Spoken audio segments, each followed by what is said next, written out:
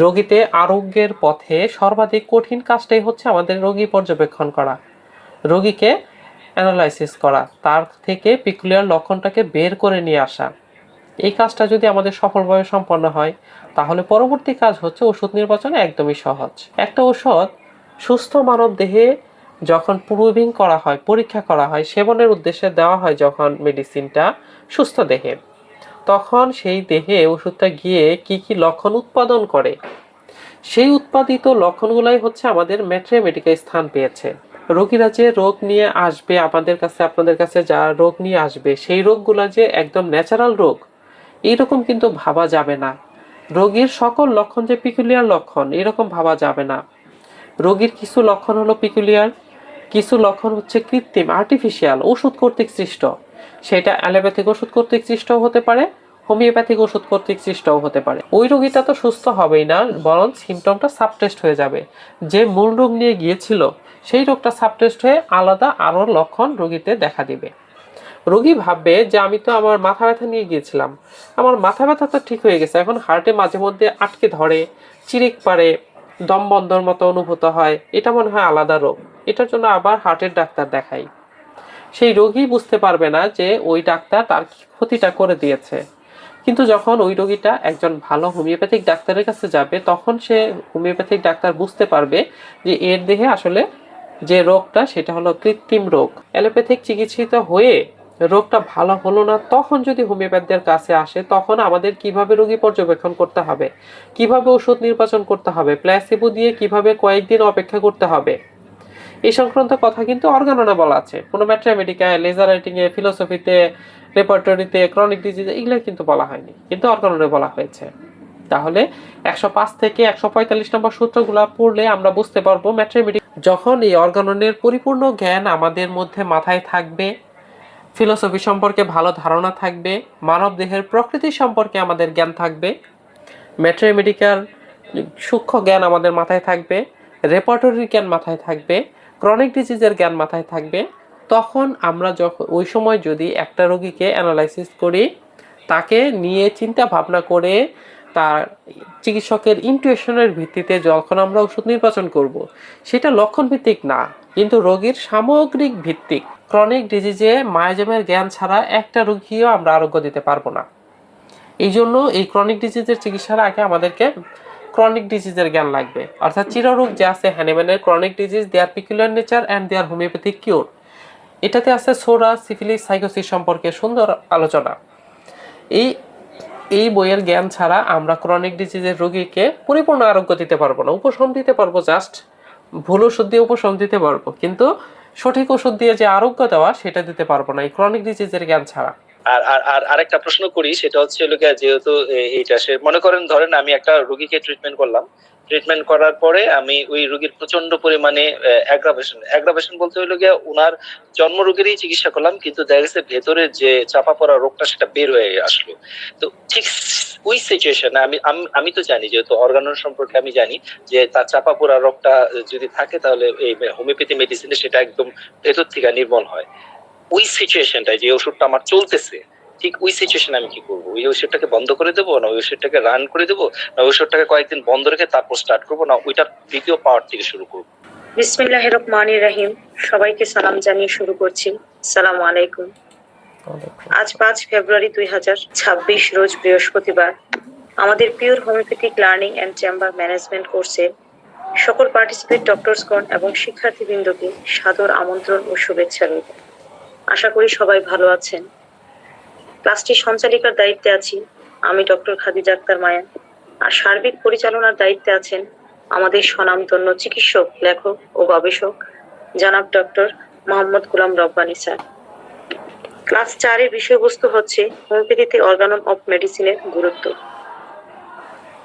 আমরা এখন মূল ক্লাস আলোচনায় চলে যাব। আমাদের সম্মানিত স্যার যদি রেডি থাকেন, আমাদের ক্লাসটি শুরু করতে পারেন প্লিজ স্যার। ধন্যবাদ স্যারকে। ধন্যবাদ। আসসালামু আলাইকুম ওয়া রাহমাতুল্লাহি ওয়া বারাকাতুহু। নাহমাদুহু ওয়া নুসাল্লি আলা রাসূলিহিল কারীম, আম্মা বা'দ। আউযু বিল্লাহি মিনাশ শাইতানির রাজিম। বিসমিল্লাহির রহমানির রহিম। আশা করি আমরা সবাই ভালো আছি, আল্লাহ আমাদের সবাইকে ভালো রেখেছেন। আপনাদের আল্লাহ পাক ভালো রেখেছেন। আজকে আমাদের বিশুদ্ধ হোমিওপ্যাথি শিক্ষা ও চেম্বার ম্যানেজমেন্ট কোর্সের আলোচনার বিষয়বস্তু হচ্ছে অর্গানন অফ মেডিসিনের গুরুত্ব। আপনাদের কাছে যে অর্গাননটি রয়েছে সেই অর্গাননটি কেন পড়বেন এবং এটার গুরুত্বটা কী, এবং আমাদের হোমিওপ্যাথিতে সফলতা অর্জনের জন্য এটার অবদান কতটুকু, সেই বিষয় নিয়ে আজকে আলোচনা করব।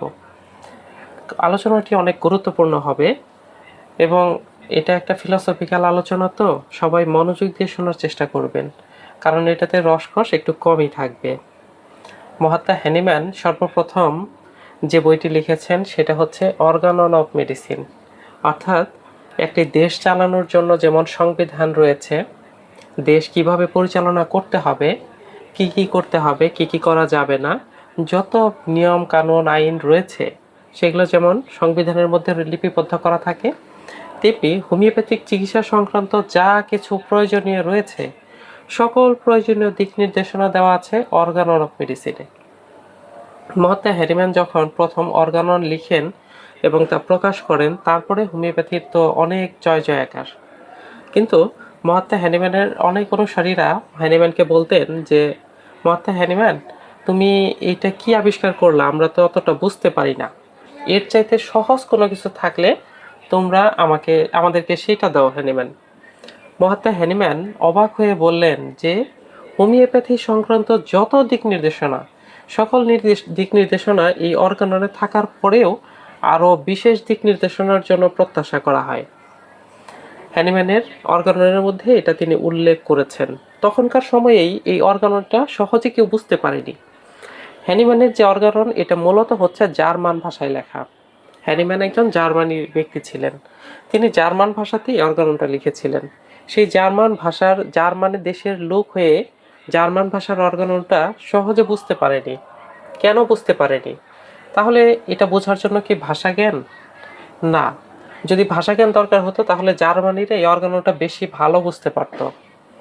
কিন্তু হোমিওপ্যাথি বর্তমানে জার্মানিতে প্রায় বিলুপ্তির পথে। হোমিওপ্যাথি হ্যানিম্যানের কবরস্থানের পাশের লোকজনই, তারাই হ্যানিম্যানকে অতটা ভালো করে চিনে না যতটা আমরা চিনি, আমরা জানি।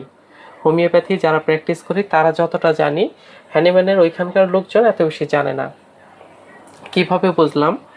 আমাদের বাংলাদেশ থেকে কিছু টিম গিয়েছিল জার্মানিতে, যেখানে হ্যানিম্যানের জন্মস্থান, হ্যানিম্যানকে যে জায়গায় সমাধি করা হয়েছে প্রত্যেক জায়গায় গিয়েছে। যাওয়ার পর খোঁজ নিয়ে দেখে আশেপাশের মানুষজনই সেই জায়গাটা চিনতে পারে না। সেইখানে হোমিওপ্যাথি অতটা বেশি নেই যতটা আমাদের বাংলাদেশ, ইন্ডিয়া, পাকিস্তান, সুইজারল্যান্ড, এই সমস্ত দেশগুলোতে যেভাবে বিস্তৃত রয়েছে হোমিওপ্যাথি, অতটা ওই দেশে নেই।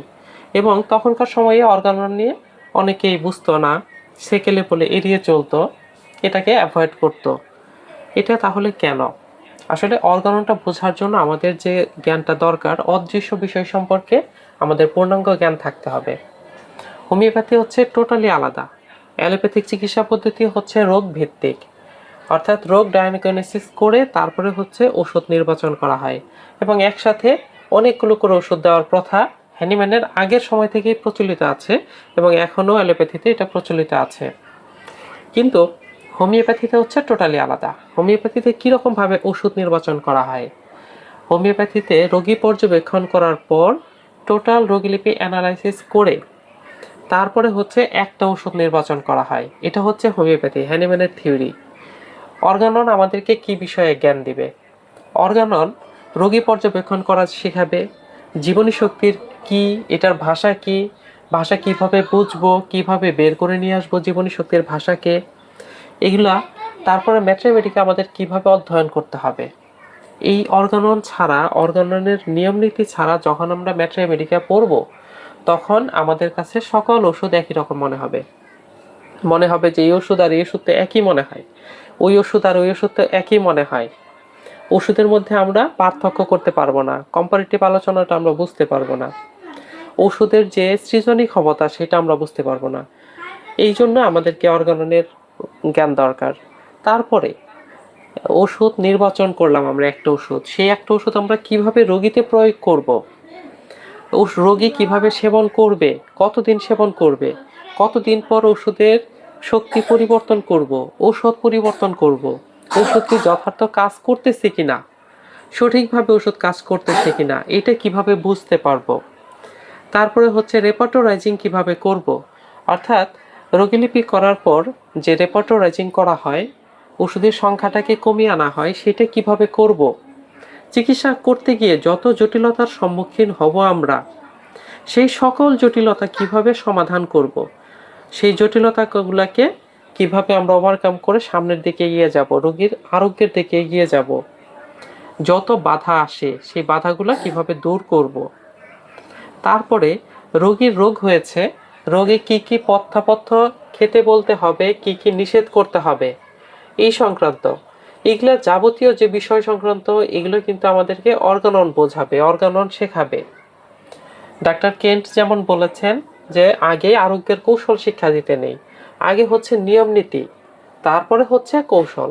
নিয়ম নীতিটাই হচ্ছে আমাদের এই অর্গানন। অর্গাননে যেমন 1 থেকে 291টা সূত্র রয়েছে, 1 নাম্বার থেকে শুরু করে 291টা সূত্র রয়েছে। এই 291টা সূত্রের একটি মুক্তার মালা, অর্থাৎ 1 থেকে 70 নাম্বার সূত্র পর্যন্ত মহাত্মা হ্যানিম্যান জীবনী শক্তি সম্পর্কে, তারপর এলোপ্যাথিক চিকিৎসা ব্যবস্থা, হোমিওপ্যাথিক চিকিৎসা ব্যবস্থা, এগুলো সম্পর্কে, রোগ সম্পর্কে অনেকগুলো আলোচনা করেছেন। এগুলো প্রত্যেকটা সূত্রই গুরুত্বপূর্ণ। তারপর 71 থেকে বা 72 থেকে 104 পর্যন্ত হচ্ছে মহামারী রোগ, রোগী পর্যবেক্ষণ করা, কিভাবে রোগীকে পর্যবেক্ষণ করব। 1 থেকে 70 পর্যন্ত আমরা জীবনী শক্তিকে পর্যবেক্ষণ করলাম, এরপরে 72 থেকে 104 পর্যন্ত আমরা রোগীকে পর্যবেক্ষণ করব। হোমিওপ্যাথির সবচাইতে কঠিন কাজ হচ্ছে এই রোগীকে পর্যবেক্ষণ করা। এই কাজটা যদি কেউ সফলভাবে সম্পন্ন করতে পারেন আপনারা, তাহলে দেখবেন ঔষধ নির্বাচন করাটা একদমই পান্তা ভাতের মতো, খুবই সহজ একটা বিষয়। কিভাবে আমরা রোগী পর্যবেক্ষণ করব, এই বিষয়গুলো নিয়ে সুন্দরভাবে মহাত্মা হ্যানিম্যান এই সূত্রগুলোতে, সূত্রের পাদটিকাগুলোতে আমাদেরকে বুঝিয়ে বলেছেন। যখন আমরা এই সূত্রগুলো পড়ব, তখন দেখব যে হ্যাঁ, রোগী পর্যবেক্ষণ তো আসলেই কঠিন কাজ, কিন্তু এই সূত্রগুলো যদি মাথায় থাকে, এই সূত্রের জ্ঞানগুলো যদি আমাদের মাথায় থাকে, তাহলে আমাদের কাছে অনেক সহজ হয়ে যাবে রোগী পর্যবেক্ষণ করাটা, যেটা চিকিৎসকের কঠিন কাজের সর্বাধিক কঠিন অংশ। রোগীতে আরোগ্যের পথে সর্বাধিক কঠিন কাজটাই হচ্ছে আমাদের রোগী পর্যবেক্ষণ করা, রোগীকে অ্যানালাইসিস করা, তার থেকে পিকুলিয়ার লক্ষণটাকে বের করে নিয়ে আসা। এই কাজটা যদি আমাদের সফলভাবে সম্পন্ন হয়, তাহলে পরবর্তী কাজ হচ্ছে ওষুধ নির্বাচন একদমই সহজ। এরপরে হচ্ছে আমরা ম্যাথমেটিকা কিভাবে পড়ব। ম্যাথমেটিকা তো আমাদেরকে একমুখী জ্ঞান দেবে। যেমন ওষুধ সম্পর্কে, একটা ওষুধ সুস্থ মানব দেহে যখন প্রুভিং করা হয়, পরীক্ষা করা হয়, সেবনের উদ্দেশ্যে দেওয়া হয় যখন মেডিসিনটা সুস্থ দেহে, তখন সেই দেহে ওষুধটা গিয়ে কি কি লক্ষণ উৎপাদন করে, সেই উৎপাদিত লক্ষণগুলাই হচ্ছে আমাদের ম্যাথমেটিকায় স্থান পেয়েছে। সেই যে কৃত্রিম লক্ষণ, এই কৃত্রিম লক্ষণগুলা আমরা জানবো হচ্ছে ম্যাথমেটিকা পড়ে। অর্থাৎ এই ওষুধটার কি কি লক্ষণ উৎপাদন করার ক্ষমতা রয়েছে, কোথায়, সুস্থ দেহে। আমাদের হোমিওপ্যাথিক প্রত্যেকটা ওষুধ হচ্ছে সুস্থ মানব দেহে পরীক্ষিত। একজন মানুষ সুস্থ হয়েছে, তাকে সেবন করানোর পরে যে লক্ষণগুলো আসছে, সেই লক্ষণগুলা লিপিবদ্ধ করা থাকে ম্যাথমেটিকাতে। এই জন্য ম্যাথমেটিকা আমাদেরকে একমুখী জ্ঞান দেবে, ওষুধ সম্পর্কে জ্ঞান। আর রোগীরা যে রোগ নিয়ে আসবে আমাদের কাছে, আপনাদের কাছে যা রোগ নিয়ে আসবে, সেই রোগগুলা যে একদম ন্যাচারাল রোগ, এইরকম কিন্তু ভাবা যাবে না। রোগীর সকল লক্ষণ যে পিকুলিয়ার লক্ষণ, এরকম ভাবা যাবে না। রোগীর কিছু লক্ষণ হলো পিকুলিয়ার, কিছু লক্ষণ হচ্ছে কৃত্রিম, আর্টিফিশিয়াল, ওষুধ কর্তৃক সৃষ্ট। সেটা অ্যালোপ্যাথিক ওষুধ কর্তৃক সৃষ্টও হতে পারে, হোমিওপ্যাথিক ওষুধ কর্তৃক সৃষ্টও হতে পারে। হোমিওপ্যাথিক ওষুধ কর্তৃক কিভাবে সৃষ্ট? ওষুধের জন্য যখন রোগী ডাক্তারের কাছে যাবে, একজন হোমিওপ্যাথিক ডাক্তারের কাছে যাবে, যদি ওই ডাক্তারের অর্গানন সম্পর্কে জ্ঞান না থাকে, তাহলে তিনি উচ্চ শক্তির ওষুধ দিতেও কোনো ভয় পাবে না রোগীকে দিতে। আবার রোগীরা বলবে, ডাক্তার সাহেব আমার কিন্তু কম শক্তির ওষুধ ধরে না, আমাকে অনেক শক্তিশালী ওষুধ দিবেন। তখন ওই হোমিওপ্যাথিক ডাক্তার, অর্গানন না জানা হোমিওপ্যাথিক ডাক্তার যদি 1M বা 10M বা 50M শক্তির ওষুধ ঘন ঘন সেবন করাতে থাকে, এই উচ্চ শক্তির ওষুধগুলো যদি প্রতিদিন 1 ডোজ করে দেয় বা 2 দিন 1 দিন পর পর 1 ডোজ করে দেয়, এবং একসাথে যদি 2, 3, 4টা ওষুধও দিয়ে থাকে, সে না জানার কারণে, না বোঝার কারণে, তাহলে এই ওষুধগুলো গিয়ে কিন্তু বসে থাকবে না। ওষুধকে সৃষ্টিকর্তা যে ক্ষমতা দিয়ে পাঠিয়েছেন সেই ক্ষমতা সে প্রয়োগ করবেই। সুস্থ দেহে যদি দেওয়া হয় তাহলে লক্ষণ উৎপাদন করবে। এবং একটি নিয়ম হচ্ছে, যখন আমরা ওষুধ প্রুভিং চ্যাপ্টারে যাব বা ওষুধ প্রুভিং সম্পর্কে যাব আরো বিস্তারিত জানতে পারবো। ওষুধ প্রুভিং এর জন্য যখন সেবন করানো হয় তখন হচ্ছে 2 দিন, 3 দিন বা 4 দিন সেবন করানো হবে। যখন লক্ষণ উৎপাদন হতে শুরু করবে তখন ওষুধ সেবন বন্ধ করে দিতে হবে। এবং হ্যানিম্যান তার লেজার রাইটিং এর মধ্যে দিয়েছেন যে একটা ঔষধ 30 শক্তিতে বড়িতে করে রাখতে হবে। বড়িতে গ্লোবিউলসে সংরক্ষণ করতে হবে। সেই গ্লোবিউলস থেকে 3টা-4টা করে গ্লোবিউলস প্রতিদিন সকালে বাসি পেটে একবার করে সেবন করাতে হবে। 1 দিন 2 দিন সেবন করানো হলো, 2 দিন পরে যদি লক্ষণ দিতে শুরু করে ওই সুস্থ দেহটা, তাহলে ওষুধ সেবন বন্ধ করে দিতে হবে। আর যদি 3 দিন 4 দিন লক্ষণ দিচ্ছে না, তাহলে 4 দিন 5 দিনও সেবন করানো লাগবে। তাহলে 30 শক্তির ঔষধ 2 দিন বা 3 দিন বা 4 দিন বা 5 দিন ওষুধ সেবন করালে সেই দেহে যে লক্ষণ উৎপাদিত হয় সেই উৎপাদিত লক্ষণগুলোর একটা নির্দিষ্ট মেয়াদকাল থাকে। এতদিন পর্যন্ত এই ওষুধ লক্ষণ দিবে। এটা দেওয়া থাকবে ম্যাট্রামেডিকাতে। এবং কেন্টের রেপার্টরির যে রিলেশনশিপ চ্যাপ্টার আছে সেটাতে দেওয়া আছে যে বেলেডোনা 15 দিন পর্যন্ত লক্ষণ দিয়েছে। ডিউরেশন, এটার স্থায়িত্বকাল ছিল 15 দিন বা 20 দিন বা 30 দিন বা 40 দিন, একটা নির্দিষ্ট ডিউরেশন রয়েছে। একটা ওষুধ যখন সুস্থ দেহে প্রুভিং করা হয়েছে সেই প্রুভিংকৃত ডিউরেশনটা হচ্ছে কেন্টের রেপার্টরি লাস্টে দেওয়া আছে যে এতদিন পর্যন্ত এই ওষুধ সুস্থ দেহে লক্ষণ উৎপাদন করেছে। এখন যখন একজন রোগী প্রাকৃতিক রোগে আক্রান্ত হয়ে হোমিওপ্যাথিক অপহোমিওপ্যাথির কাছে যাবে তখন সেই ডাক্তার কিন্তু একসাথে 2টা 3টা 4টা ওষুধ দিবে। আর 2টা 3টা 4টা ওষুধ যদি একসাথে এক রোগীতে দেওয়া হয় তাহলে সেই 4টা ওষুধেই কিন্তু লক্ষণ ওদের কাজও করবেই। কি কাজ করবে? লক্ষণ উৎপাদন করবে। আর আমাদের হোমিওপ্যাথিক ওষুধ নির্বাচিত হয় সাদৃশ্যের ভিত্তিতে, সিমিলিয়া সিমিলিবাস কিউরেন্টার, এই থিওরি অনুযায়ী। যখন ওই থিওরি অমান্য করে ওষুধ দেওয়া হলো সেই ওষুধ বসে থাকবে না, সেটা লক্ষণ উৎপাদন করবে এবং এই লক্ষণগুলো স্থায়ী রূপ লাভ করবে। কেন স্থায়ী রূপ লাভ করবে? ওষুধ ঘন ঘন সেবন করানো হচ্ছে, তার যে ডিজিজটা ছিল, যে সিমটমগুলো ছিল সেই সিমটমগুলোর সাথে মিশে একাকার হয়ে যাবে। ওই রোগীটা তো সুস্থ হবেই না, বরং সিমটমটা সাবটেস্ট হয়ে যাবে। যে মূল রোগ নিয়ে গিয়েছিল সেই রোগটা সাবটেস্ট হয়ে আলাদা আরও লক্ষণ রোগীতে দেখা দিবে। রোগী ভাববে যে আমি তো আমার মাথা ব্যথা নিয়ে গিয়েছিলাম, আমার মাথা ব্যথা তো ঠিক হয়ে গেছে, এখন হার্টে মাঝে মধ্যে আটকে ধরে, চিরিক পারে, দম বন্ধর মতো অনুভূত হয়, এটা মনে হয় আলাদা রোগ, এটার জন্য আবার হার্টের ডাক্তার দেখাই। সেই রোগী বুঝতে পারবে না যে ওই ডাক্তার তার ক্ষতিটা করে দিয়েছে। কিন্তু যখন ওই রোগীটা একজন ভালো হোমিওপ্যাথিক ডাক্তারের কাছে যাবে তখন সে হোমিওপ্যাথিক ডাক্তার বুঝতে পারবে যে এর দেহে আসলে যে রোগটা সেটা হলো কৃত্রিম রোগ। এই রোগের জন্য হোমিওপ্যাথি কোনো ওষুধ নেই যে এই রোগটাকে ধ্বংস করার জন্য, যদি তার জীবনী শক্তি সেই সিমটমগুলোকে কভার করে। তাহলে আমাদের কাছে সবসময় যে ন্যাচারাল ডিজিজ আক্রান্ত হয়ে রোগীরা আসবে এরকম ভাবা যাবে না। অনেক সময় কৃত্রিম রোগ নিয়ে আসবে, অনেক সময় অন্য প্যাথির অপচিকিৎসা হয়ে সেই রোগ নিয়ে আমাদের কাছে আসবে।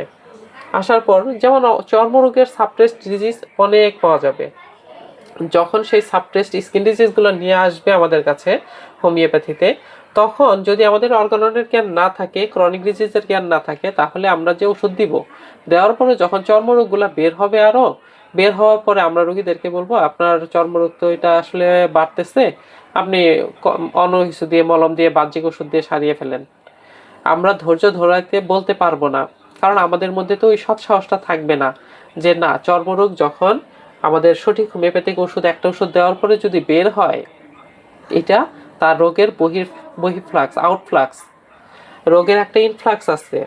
ইনফ্লাক্সটা কি? যখন চর্মরোগ উপরে থেকে থাকে, হাতের উপরে বা চর্মের যেখানেই হোক হয়ে থাকে, ওটা যখন বাহ্যিক কোনো অয়েন্টমেন্ট ব্যবহার করা হয় সেটা সাবটেস্ট হয়ে অন্তর্মুখী হয়ে যায়, রোগের ইনফ্লাক্স হয়, ভেতর দিকে আভ্যন্তরীণ ভাইটাল অর্গানগুলো আক্রান্ত হয়ে যায়।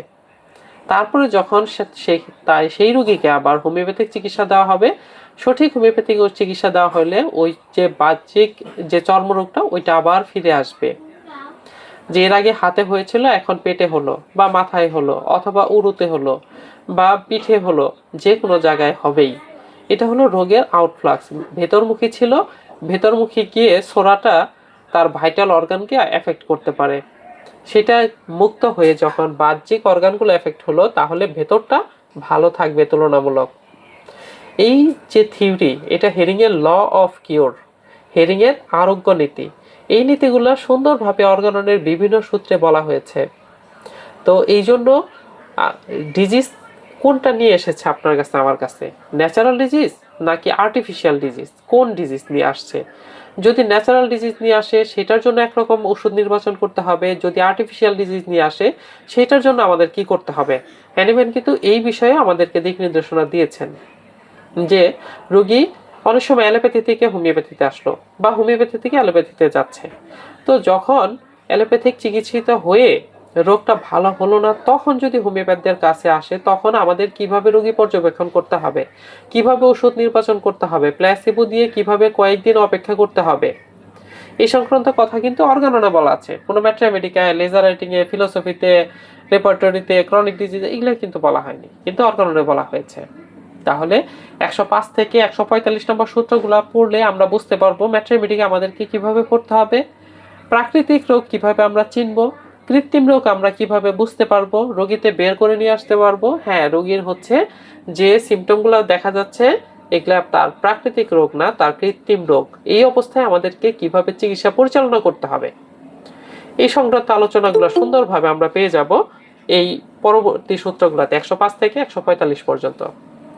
এরপরে হচ্ছে 146 থেকে 285 পর্যন্ত চিকিৎসা সংক্রান্ত যত জটিলতা, অর্থাৎ কিভাবে আমরা চিকিৎসা চালিয়ে যাব, কিভাবে কন্টিনিউ করব। একটা ওষুধ দিয়েছি, নির্বাচন করেছি, এই নির্বাচিত ওষুধটা আমরা কত শক্তিতে দিব, 50 সহস্রতমিক দিব নাকি শততমিক দিব, নিম্ন শক্তি থেকে শুরু করব না উচ্চ শক্তি থেকে শুরু করব।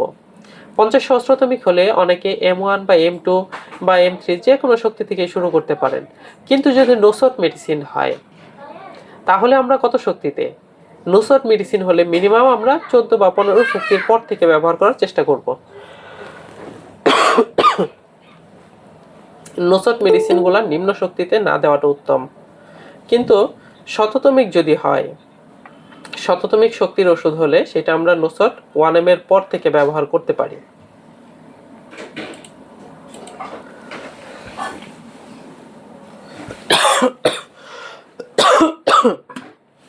মিষ্টি, এক গ্লাস পানি দিও।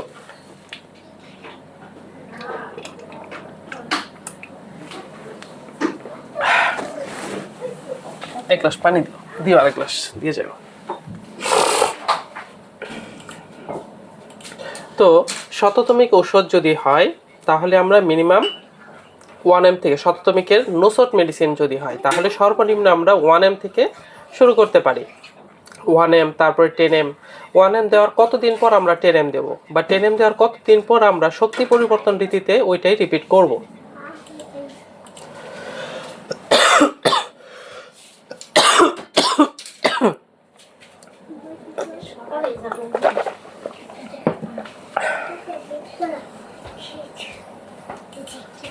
তাহলে এই যে বিষয়গুলা, এগুলো কিন্তু আমাদেরকে অর্গানন অফ মেডিসিন দেখাবে। তারপর একটা ওষুধ দেওয়ার পর কিভাবে উন্নতি হচ্ছে কি অবনতি হচ্ছে, রোগটা কেমন হচ্ছে, কোন পর্যায়ে যাচ্ছে, এই বিষয়গুলো কিন্তু এই সূত্রগুলোতে, অর্থাৎ যত জটিলতা আছে, যত জটিলতার সম্মুখীন হব আমরা চিকিৎসা ক্ষেত্রে গিয়ে, বিভিন্ন ধরনের জটিলতার সম্মুখীন হতে হবে। এই জটিলতাগুলোর সুন্দর সমাধান দেওয়া আছে এই সূত্রগুলোতে। এরপর যেমন 153 নম্বর সূত্রে বলা হয়েছে যে রোগীর থেকে যে পিকুলিয়ার লক্ষণ, যে চরিত্রগত লক্ষণ আমরা বের করে আনবো রোগীলিপি থেকে, সেই চরিত্রগত লক্ষণগুলো কিন্তু আমরা রোগীতে থেকে বের করে নিয়ে আসতে পারবো যদি 153 নম্বরের জ্ঞান থাকে। অর্গাননের 153 নম্বর সূত্রের জ্ঞান থাকতে আমরা বের করে আনতে পারবো যে হ্যাঁ, এইটা রোগীর চরিত্রগত লক্ষণ। এই লক্ষণটাকে ভিত্তি ধরে আমরা যদি অগ্রসর হই, যদি ওষুধ নির্বাচন করি, তাহলে সেই ওষুধটা রোগীকে ইনশাল্লাহ আরোগ্য দিবে, সুস্থতা অর্জন করবে এই ওষুধটার মাধ্যমে, এই একটা ওষুধের মাধ্যমে। অনেক সময় অনেক ব্যাধিতে দেখা যায় একদিক বিশিষ্ট লক্ষণ পাওয়া যায়, অর্থাৎ ওয়ান সাইডেড ডিজিজ। সেই ওয়ান সাইডেড ডিজিজ আমরা কিভাবে চিকিৎসা করব, এই সংক্রান্ত অ্যাকিউট ডিজিজে কিভাবে ওষুধ নির্বাচন করব, ক্রনিক ডিজিজে কিভাবে ওষুধ নির্বাচন করব, এগুলো বিষয়ে যদি আমাদের জ্ঞান না থাকে, যদি অ্যাকিউট ডিজিজে আমরা ক্রনিক মেডিসিন ব্যবহার করি বা ক্রনিক ডিজিজে অ্যাকিউট মেডিসিন ব্যবহার করি, তাহলে কিন্তু রোগীর অনেক ক্ষতি হবে। আর এই ক্ষতির দায়ভারটা কিন্তু চিকিৎসক হিসেবে আমার আপনার উপরে বর্তাবে।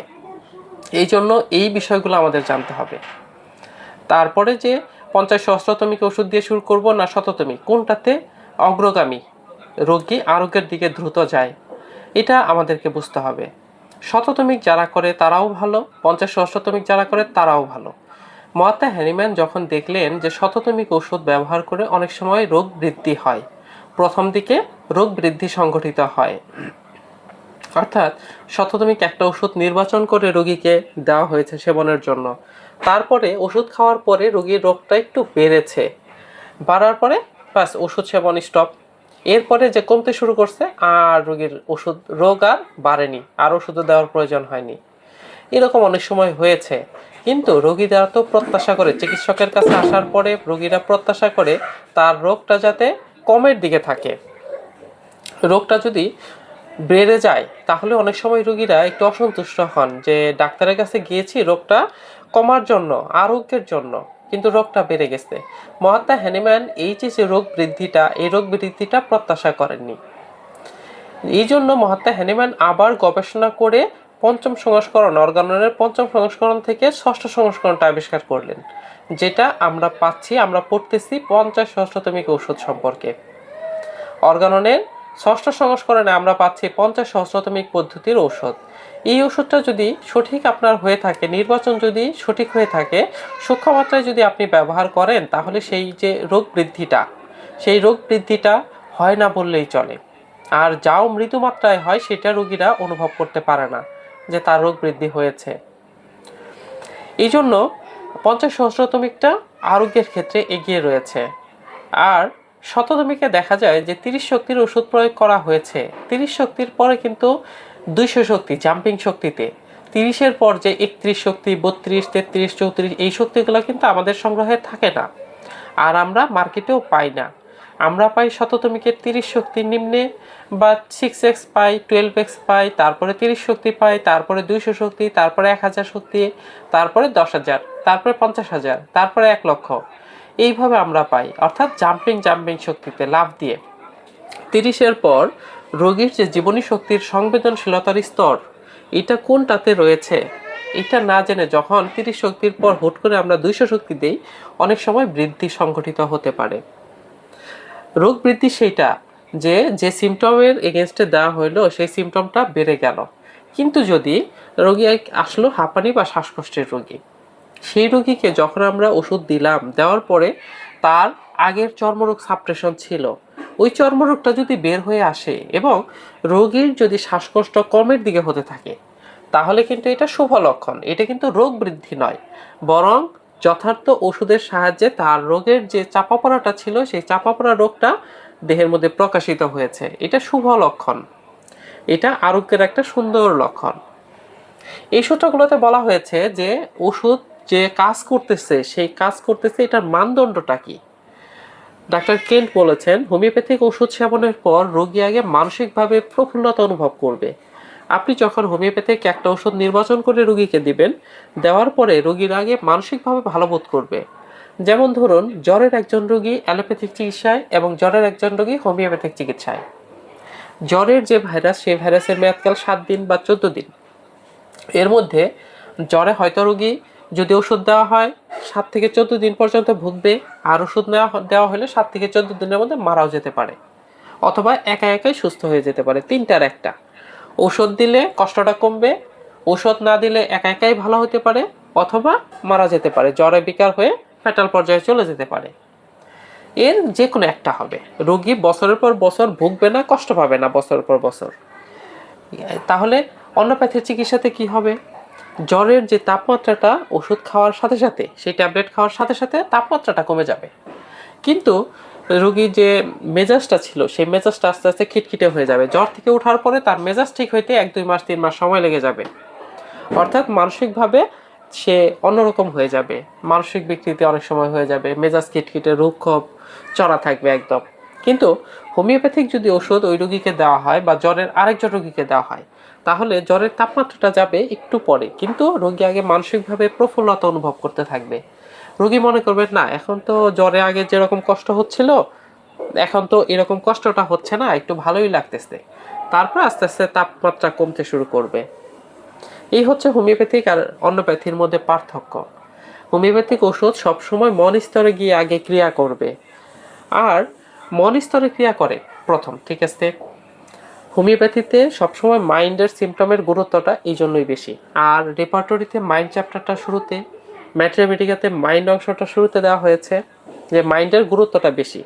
হ্যানিম্যান অর্গানন অফ মেডিসিনের মধ্যে বারবার বলেছেন টোটালিটি অফ সিমটম, লক্ষণ সমষ্টি। যদি রোগীর একটা লক্ষণ নিয়ে আমরা চিকিৎসা করি, তাহলে হ্যানিম্যান আমাদেরকে বলেছেন সেটা লাক্ষণিক চিকিৎসা নামের কলঙ্ক, যেটা আমরা 7 নম্বর সূত্রে পাবো সামনে গেলে। যে হ্যানিম্যানের সময়ও এরকম অনেকে করেছে, রোগীর মধ্যে থেকে যন্ত্রণাকর একটা লক্ষণ বাছাই করে নিয়েছে, যে লক্ষণটাতে রোগী অনেক বেশি কষ্ট পাচ্ছে, ওই লক্ষণটা বাছাই করে নিয়ে তার চিকিৎসা করা হতো বিষম ওষুধের সাহায্যে, বিষদৃশ ওষুধের সাহায্যে। ওইটা ছিল অনেক বেশি ক্ষতিকর। কিন্তু যখন আমরা বর্তমানে একটা লক্ষণ রোগীর মধ্য থেকে বাছাই করে নিচ্ছি, রোগীর মেন্টাল একটা সিমটম আমরা নিচ্ছি, জাস্ট মাইন্ড টেকনিক, একটা সিমটম নিয়ে আমরা ওষুধ নির্বাচন করতেছি, রোগীর টোটালিটি নেওয়ার কোনো প্রয়োজন নেই। হ্যানিম্যান যদি সেটাই দেখতেন যে মানসিক সিমটম একটা নিয়ে রোগীকে চিকিৎসা দিলে রোগী সুস্থ হচ্ছে, তাহলে তো হ্যানিম্যান আর বলতেন না যে তার অন্যান্য অর্গানের গুরুত্ব রয়েছে, অর্গানের টোটালিটি তোমরা নিও বা নিও না। যদি গুরুত্ব না থাকতো তাহলে তখনই নিষেধ করে দিতেন, অর্গানের মধ্যে বারবার বলতেন না সূত্রের মধ্যে যে তোমরা টোটালিটি অফ সিমটম নাও, লক্ষণ সমষ্টি। কোনটার লক্ষণ? মাথার সিমটম, পেটের সিমটম, পায়ের সিমটম, হাতের সিমটম, মনের সিমটম, স্টল, তারপরে ইউরিন, মিনিস্ট্রেশন, সেক্সুয়াল, এগুলো সকল লক্ষণ নিতে বলেছেন। সকল লক্ষণ নিয়ে সেটাকে অ্যানালাইসিস করতে বলেছেন, যাচাই বাছাই করতে বলেছেন। আমরা হোমিওপ্যাথরা লক্ষণকে এমনভাবে খণ্ড বিখণ্ড করি যেভাবে একজন সার্জন দেহ সম্পর্কে জানেন, খণ্ড বিখণ্ড সম্পর্কে জানেন, ঠিক তেমনি আমাদেরকেও হোমিওপ্যাথদেরকেও ওই লক্ষণের খণ্ড বিখণ্ড করতে হবে, যাচাই বাছাই করতে হবে যে কোন লক্ষণটা গুরুত্বপূর্ণ, কোনটা গুরুত্বপূর্ণ না। যেটা বলছিলাম যে মাইন্ড সিমটম, কখনোই আমরা রোগীর একটা লক্ষণ দেখে চিকিৎসা দিব না, যেটা লাক্ষণিক চিকিৎসা নামের কলঙ্ক। অর্থাৎ আমরা যে হোমিওপ্যাথিতে আছি এটা হচ্ছে সিমটোমেটিক ট্রিটমেন্ট, লক্ষণ ভিত্তিক চিকিৎসা। লক্ষণ আছে, আমরা ওষুধ দিব, দিলে ওষুধে কাজ করবে। কিন্তু লক্ষণ নেই, সেখানে ওষুধ দিয়ে কার্যকর হবে না। কখন কার্যকর হবে?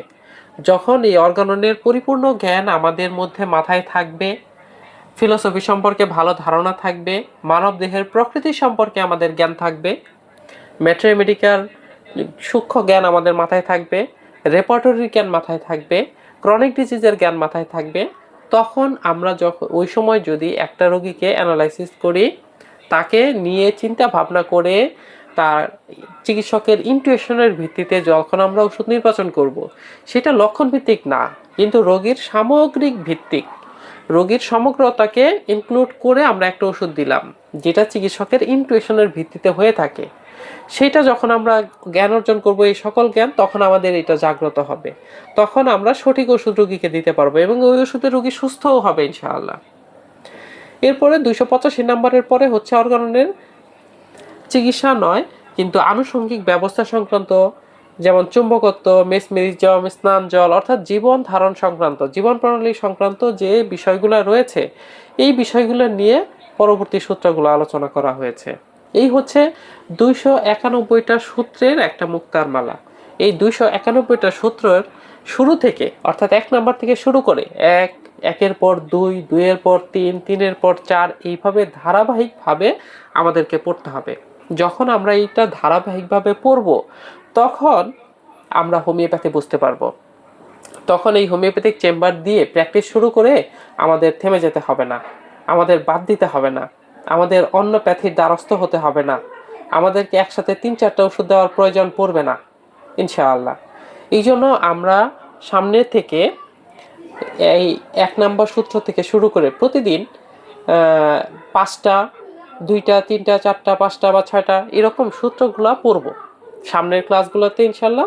এই সূত্রগুলোতে পড়বো, যেহেতু আমাদের সামনের ক্লাস হচ্ছে পলিক্রিস্ট মেডিসিন সম্পর্কে, অর্থাৎ চেম্বারে যে মেডিসিনগুলো সচরাচর আমরা বেশি ব্যবহার করি, যে মেডিসিনের রোগীগুলো বেশি আসে আমাদের কাছে, সেই মেডিসিনগুলো নিয়ে আলোচনা করব, সেই মেডিসিনের লিস্ট দিব সামনের সোমবার। তারপরে হচ্ছে আমাদের কোন বিষয়ে আলোচনা, আমাদের যে লিস্টটা রয়েছে যে কোন কোন বিষয় নিয়ে আমরা করব, যেমন তরুণ রোগের হোমিওপ্যাথিক চিকিৎসা, চেম্বারে ব্যবহৃত পলিক্রেস্ট ওষুধসমূহ ও তার ব্যবহার, এটা আমাদের সামনের ক্লাসে। তারপর হচ্ছে 6 নম্বর ক্লাসে হচ্ছে তরুণ রোগের হোমিওপ্যাথিক চিকিৎসা, অ্যাকিউট ডিজিজ আমরা কিভাবে চিকিৎসা করব। কারণ অ্যাকিউট ডিজিজটা হচ্ছে অনেক সহজ, সেটা ছেলেদের বাচ্চাদের হোক বা বৃদ্ধদের বা যৌবন বয়সের প্রাপ্তবয়স্কদের যাদেরই হোক, অ্যাকিউট ডিজিজ চিকিৎসা করা অনেক সহজ যদি বোঝা যায়। তাহলে অ্যাকিউট ডিজিজের চিকিৎসা আমরা কিভাবে করব। আর ক্রনিক ডিজিজের চিকিৎসা করাটা জটিল আছে। ক্রনিক ডিজিজে মায়োজেমের জ্ঞান ছাড়া একটা রোগীও আমরা আরোগ্য দিতে পারবো না।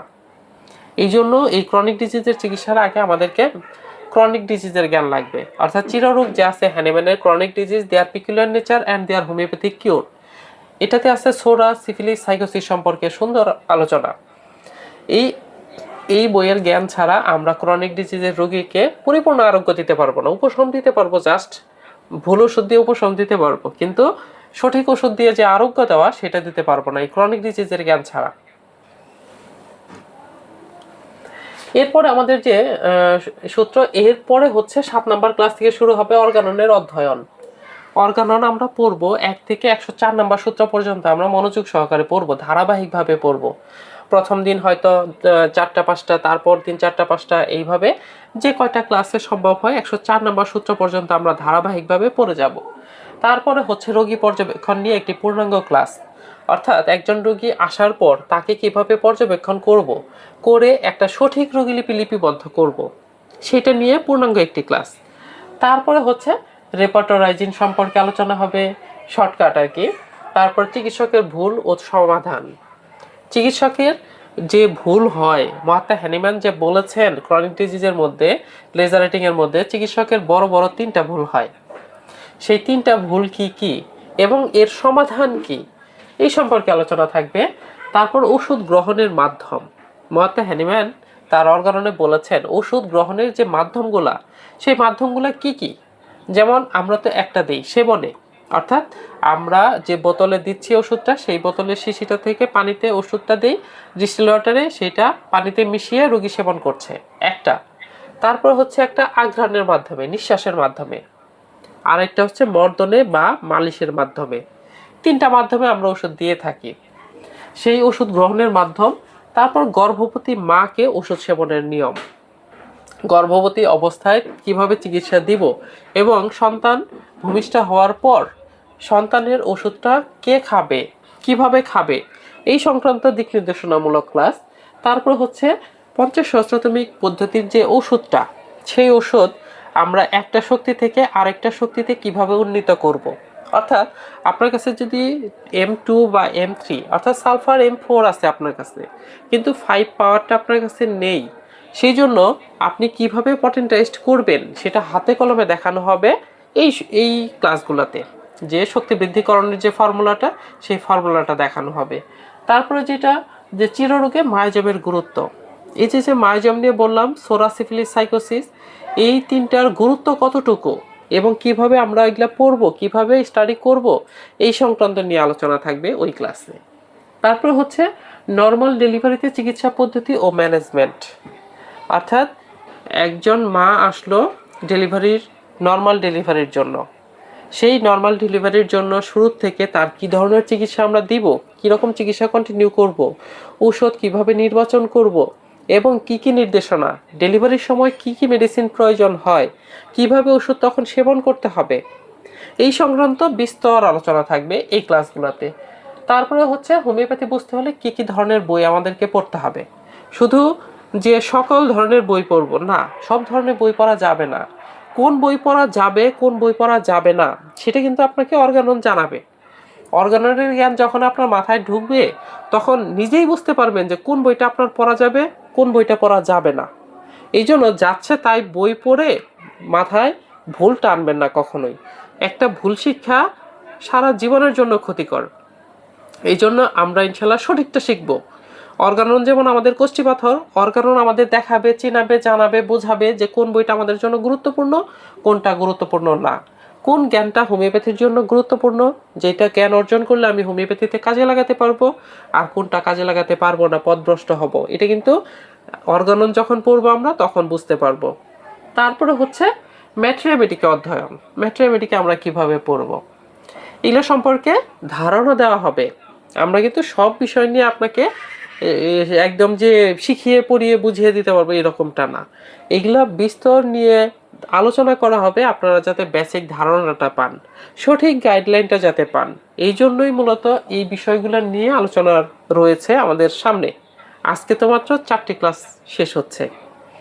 তো আমার এই আজকের যে আলোচনা, এই আলোচনার মধ্যে যদি এখন কারো কোনো প্রশ্ন থাকে যে অর্গানন বোঝা অথবা ক্লাসের ব্যাপারে কোনো প্রশ্ন, যদি প্রশ্ন থাকে প্রশ্ন করতে পারেন। সবসময় মনে রাখবেন প্রশ্ন করতে হবে, কথা বলতে হবে।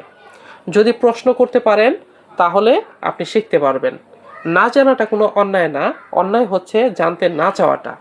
আপনি শেখার জন্য এসেছেন, আমি যতটুকু জানি আপনাকে শেখাবো। যদি আমি না জানি, আমার উস্তাদ আছেন, আমার শিক্ষক গুরুজন আছেন, তার কাছে জেনে আমি আপনাকে জানাবো।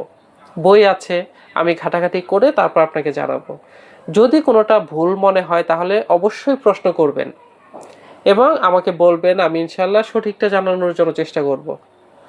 তো যদি প্রশ্ন থাকে প্রশ্ন করবেন এবং সকলেই একটা অন্তত মিনিমাম একটা করে প্রশ্ন করার চেষ্টা করবেন। আপনি আজকে প্রশ্ন করতে ভয় পাচ্ছেন, কালকে করবেন। বা ভয়ের কোনো কারণ নাই যে আমি ধমক দেব, কোনো সময় ধমক দেব না। আমি সঠিকভাবে সুন্দরভাবে বোঝানোর চেষ্টা করব আপনাদেরকে। আপনারা শেখার জন্যই আসছেন যে হ্যাঁ আমি হোমিওপ্যাথি সঠিকভাবে শিখতে চাই। ভুলভাবে শিখলে তো অনেক পথ আছে, কিন্তু সঠিকভাবে সঠিক গাইডলাইন ছাড়া আপনি কখনো একজন ভালো হোমিওপ্যাথ হতে পারবেন না। যদি হাবিজাবি হোমিওপ্যাথি করেন তাহলে অল্প কিছুদিন করেই চেম্বার বন্ধ করে দিতে হবে। রোগী যদি সুস্থ না হয়, যতই চাকচিক্য করে আমরা চেম্বার দেই, চেম্বার টিকবে না। আর ধান্দাবাজি করে যারা চলে তারা অল্প কিছুদিন, তারপরে দেখবেন যে স্থায়ী হইতে পারবে না। আর যদি আপনি চেম্বার নড়বড়ে করে দেন কিন্তু হোমিওপ্যাথি ভেতরে আছে, দেখবেন যে আপনাকে ইনশাল্লাহ পিছন দিকে আর তাকাইতে হবে না। রোগীরা, আপনি যেখানেই চেম্বার দিবেন রোগীরা আপনাকে খুঁজবে। তো যাই হোক, প্রতিদিন এক একজনে এক একটা করে প্রশ্ন করবেন। আপনি একটা প্রশ্ন করবেন আজকে, ওই প্রশ্নটা থেকে দেখবেন যে অপরজন অনেক তথ্য জানতে পারবে, আবার তারও প্রশ্ন করার মতো আকাঙ্ক্ষা সৃষ্টি হবে। এই জন্য কখনোই ভয় পাবেন না যে প্রশ্ন করলে হেয় ছোট হইলাম বা কে কি বলবে, এটা মনে করবেন না, কোনো সময়ই না। জি, প্রশ্ন করুন। যদি কারো কোনো কোশ্চেন থাকে তাহলে প্রশ্ন করতে পারেন। স্যার, অর্গাননের ক্লাসগুলি শুরু হওয়ার আগে যদি বলে দিতেন যে আমরা একটা অর্গাননে ভালো বই ডিসাইড করতে পারি, যে আমরা অর্গানন ওই বইটা ধরতাম আর আপনি তো পড়াবেন, ওটা একটু ফলো করতাম, তাহলে মনে হয় একটু ভালো হতো। আজকে আমাদের 4 নম্বর ক্লাস চলতেছে, আজকে 4 নম্বর ক্লাস চলতেছে। আমি পড়াবো এটা থেকে আমি পড়াবো ডাক্তার রেজাউল করিম স্যারের এটা অর্গানন অফ মেডিসিন, এটা থেকে ইনশাআল্লাহ আমি পড়াবো। এই বইয়ের ছবিটা যদি আমাদের গ্রুপে দিয়ে দেওয়া হয় বা কোথা থেকে সংগ্রহ করতে পারবো, এর প্রাইস কত একটু ডিটেইলসে যদি বলে দেন আমাদের সবার জন্য ভালো হয়। 650 টাকা। আপনার নিকটস্থ লাইব্রেরি থেকে আপনি সংগ্রহ করতে পারেন অথবা গ্রুপে মেসেজ দিয়ে দিন, সমস্যা নেই। হ্যাঁ, আপনার নিকটস্থ যদি লাইব্রেরিতে পেয়ে যান 650 টাকা। এটা বইয়ের মূল্য। ডাক্তার রেজাউল করিম স্যারেরটা নতুন সংস্করণটা, এটার আগেরটা ছিল প্রথম সংস্করণ আর এটা হচ্ছে দ্বিতীয় সংস্করণ। বইটার ছবিটা আমি দিয়ে দিব ইনশাআল্লাহ। আর ক্লাস অর্গাননের ক্লাস শুরু হবে 7 নম্বর ক্লাস থেকে। আজকে হচ্ছে 4 নম্বর ক্লাস, সামনের সোমবারে 5 নম্বর। আমি এই কারণেই বলছি যে আমাদের সবাই একদিনে তো আর বইটা নিতে পারবো না, একটু 2-1 দিন দেরি হইতেই পারে। যদি আগে বইটা সংগ্রহ করা থাকে তাহলে ক্লাসের টাইমে আমরা ধরতে পারবো। জি জি, অবশ্যই। 7 নম্বর ক্লাস তো হয়তোবা সামনের বৃহস্পতিবার, এই সামনের বৃহস্পতিবার যে ওই বৃহস্পতিবারে ক্লাস হবে না, ওই দিন বন্ধ থাকবে, ভোট নির্বাচনের কারণে ওই দিন গ্যাপ থাকবে। সামনের সোমবার ক্লাস হবে, তারপরের সোমবার আবার ক্লাস হবে, মাঝখানে বৃহস্পতিবারে ক্লাস হবে না, সামনের বৃহস্পতিবারে। রবানী ভাই, জি। আচ্ছা, ওই আমাদের এই যে এখন যে ক্লাসগুলো করতেছেন এগুলো কি রেকর্ড হচ্ছে? জি, হচ্ছে। আমরা তো এটা পরে হয়তো পাবো, রেকর্ড পাবেন। আচ্ছা, আমার যেটা হচ্ছে একটা প্রশ্ন, সেটা হচ্ছে যে আমরা তো মনে করেন এখন নবীন, আমরা তো সবকিছু নতুন নতুন করে জানতেছি। সো আপনি জানেন যে বাংলা বই যেগুলো আছে, যেগুলো ট্রান্সলেট করা, বা বাংলা বই অনেক, যেগুলো আমরা আসলে অনেক বইয়ের নামও জানি না, কিন্তু আমরা বই দেখি কিনে ফেলি, কিন্তু অনেক বইয়ের মধ্যে দেখা গেছে রেফারেন্স বা ইনফরমেশন অত অথেন্টিক না। বাট আমাদের নবীন মানুষ হিসেবে আমরা যদি ওই অথেন্টিক ছাড়া যে বইগুলা পড়ে ফেলি, ওইগুলো কিন্তু আমাদের ব্রেনে ঢুকে যায়। এই ভুল ইনফরমেশন নিয়েই কিন্তু আমাদের তারপর সারা জীবন কাটাইতে হবে। তো যার জন্য ওই বইয়ের যে পার্টটা, যে আসলে, কারণ এই যে হেডিং গাইডিং আছে, যে যেসব বইগুলো আমাদের মূল এক্সিস্ট, যেখান থেকে আমরা আসলে বইটাকে ফলো করলে আমরা একটা প্রপারলি একটা ভালো গাইডলাইনে যাব, যে যেটা যে আপনি আপনি এটা খুব ভালো জানেন। তো বইয়ের এই ফাংশনটাকে আপনি কিন্তু একটু আগে নিয়ে আসেন, তাতে আমাদের সুবিধা হবে, যে আমরা বুঝতে পারবো যে আমাদের কোন বইগুলো আসলে আমাদের জন্য খুব বেশি হেল্পফুল হবে। তাহলে ভুল ইনফরমেশনটা আমরা জানবো না, আমাদের মনে গাঁথবে না, আমরা ওই ভালো ইনফরমেশন গুলাকে ব্রেনের মধ্যে গাঁথতে পারবো। জি, ইনশাআল্লাহ দেব।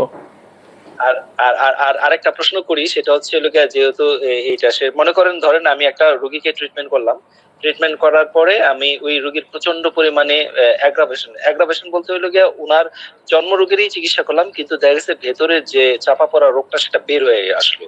তো ঠিক ওই সিচুয়েশনে আমি আমি আমি তো জানি, যেহেতু অর্গানন সম্পর্কে আমি জানি, যে তার চাপা পড়া রোগটা যদি থাকে তাহলে এই হোমিওপ্যাথি মেডিসিনে সেটা একদম ভেতর থেকে নির্মূল হয়। ওই সিচুয়েশনটায় যে ওষুধটা আমার চলতেছে, ঠিক ওই সিচুয়েশনে আমি কি করবো? ওই ওষুধটাকে বন্ধ করে দেবো, না ওই ওষুধটাকে রান করে দেবো, না ওই ওষুধটাকে কয়েকদিন বন্ধ রেখে তারপর স্টার্ট করবো, না ওইটার দ্বিতীয় পাওয়ার থেকে শুরু করবো? আচ্ছা, আপনি যদি 50 সহস্রাধিক ওষুধ দিয়ে থাকেন, ওষুধ দেওয়ার পরে রোগীর যদি সাপ্রেসড ডিজিজগুলো বের হয়ে যায়, তাহলে তো ওই ওষুধ কাজ করতেছে। একটা ওষুধ যতক্ষণ কাজ করার ওকে কাজ করতে দিতে হবে, যতদিনও কাজ করার কাজ করবে। করার পরে যখন দেখলেন যে হ্যাঁ 15 দিন বা 20 দিন হয়ে গেছে, একটা পাওয়ার দিয়েছিলেন, সাপোজ আপনি M2 বা M3 দিয়েছিলেন, তো 15-20 দিন হয়ে গেছে, 20 দিন পরে রোগী আসলো, তারপরে আপনি M3 দিয়ে দিবেন, 3 দিয়ে থাকলে 4 দিবেন, বা 4 আগে দিয়েছিলেন এরপর 5 দিবেন। সাপোজ আপনি গ্রাফাইটিস দিয়েছিলেন, তো গ্রাফাইটিস 4 আগের বার দিয়েছিলেন, 15 দিন বা 20 দিন সেবন করেছে, 20 দিন পরে আসছে, আপনি 5 দিয়ে দিবেন, গ্রাফাইটিস 5/0। এরপরে গ্রাফাইটিস 5/0 যতদিন খাওয়ার খাবে।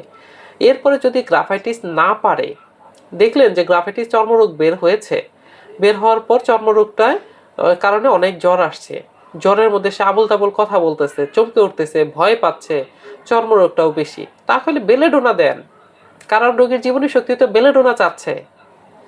হ্যাঁ, তারপরে বেলেডোনা দিলে দেখবেন যে চর্মরোগটা সহজেই কমতে শুরু করবে, যদি বেলেডোনার সিমটম আসে। যদি দেখেন যে ক্যামোউইলের সিমটম আসছে, যে বাচ্চা রোগী যে কোনো রোগ হোক, ওকে কুলে নিয়ে হাঁটলেই সে শান্ত, তাহলে ওকে ক্যামোমিলা দেন। যে কোনো রোগ হোক, পেটে ব্যথা হচ্ছে, জ্বর আসছে, তারপরে টয়লেট বেশি করতেছে, পাতলা পায়খানা হইতেছে, কিন্তু রোগীর কোনোভাবেই শান্ত হয় না, কোলে নিয়ে ঘুরলেই শান্ত হয়, তাহলে আপনি ক্যামোমিলা দেন, দেখবেন চমৎকার আরোগ্য।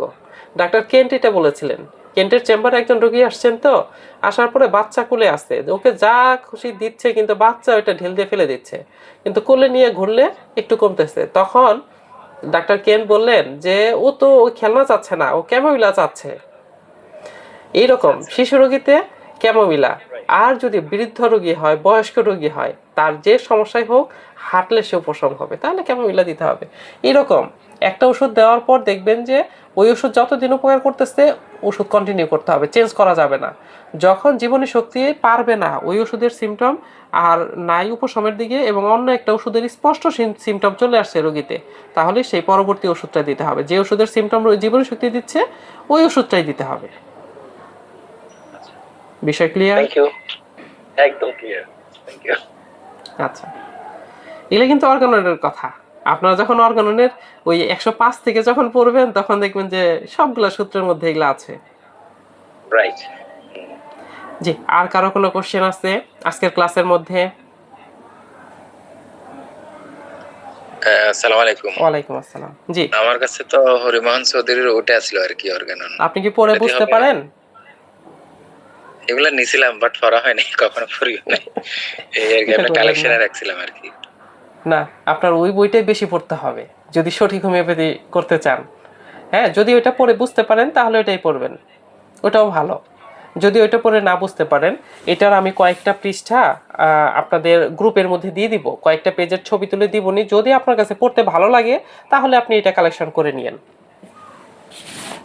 আচ্ছা, ঠিক আছে, ধন্যবাদ। আচ্ছা, আর প্রশ্ন রেডি রাখবেন, যখন ক্লাস হবে ক্লাসের প্রশ্ন রেডি রাখবেন, বা ওই দিনের ক্লাসে প্রশ্ন নাই, আগের দিনের প্রশ্ন আছে, আগের দিনের প্রশ্নগুলো করবেন। রাজেশ ভাই ভালো প্রশ্ন করে, তারপর সুব্রত পোশাক ভাই আছে প্রশ্ন করে, আরো কয়েকজন আছে, আব্দুর রাহিম ভাই আছে প্রশ্ন করেন, আরো কয়েকজন আছেন বেশ ভালো প্রশ্ন করেন, আমি সাধুবাদ জানাই তাদেরকে। জি, আর কারো কোনো কোশ্চেন আছে?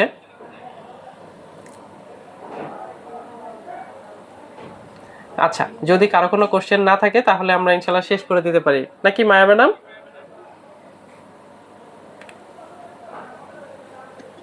জি স্যার, আসলে স্যার সবার প্রশ্নোত্তর পর্বের মাধ্যমে স্যার সবগুলি জানা হয়ে যায়। যেমন রাজেশ দা উনি প্রতিদিনই প্রশ্ন করতেছে উনি কিছু না কিন্তু কিছু, পড়েন, তারপর ব্যাপক পড়েন উনি। উনিও পড়েন, মানে ওনাদের জানার আগ্রহ বেশি, দেখা যায় যে ওনাদের জানার আগ্রহের পরিপ্রেক্ষিতে আমাদের তো জানা হয়ে যায়।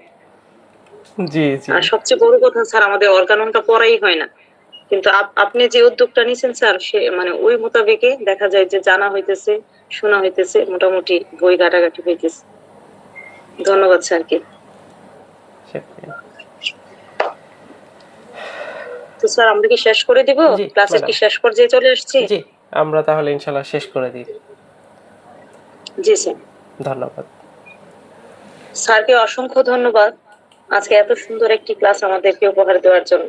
আরো ধন্যবাদ জানাচ্ছি সকল পার্টিসিপেন্টদেরকে যারা এত মনোযোগ সহকারে আজকের এই ক্লাসটি উপভোগ করেছে। তো আমরা পরবর্তী ক্লাসে আবার সেই প্রত্যাশা রেখে আজকে ক্লাসটি শেষ করব। আমরা আবার ঠিক আগামী সপ্তাহ একই সময়ে সবাই একসাথে উপস্থিত হব। ততদিন পর্যন্ত আমরা সবাই ভালো থাকবো, সুস্থ থাকবো। আল্লাহ হাফিজ, শুভরাত্রি, আসসালামু আলাইকুম। ওয়ালাইকুম আসসালাম ওয়া রাহমাতুল্লাহ। ধন্যবাদ সবাইকে যারা এতক্ষণ ক্লাসটি দেখলেন, অসংখ্য ধন্যবাদ। আপনাদের যদি কারো কোনো কোশ্চেন থাকে তাহলে অবশ্যই কমেন্ট করে জানাবেন, ইনশাআল্লাহ উত্তর দেওয়ার জন্য চেষ্টা করব। আল্লাহ পাক আপনাদের সবাইকে ভালো রাখুন, সুস্থ রাখুন, সুন্দর রাখুন, এই প্রত্যাশায় বিদায় নিচ্ছি। আমি doctor Golam Rabbani Rasel, pure homeopathy centre.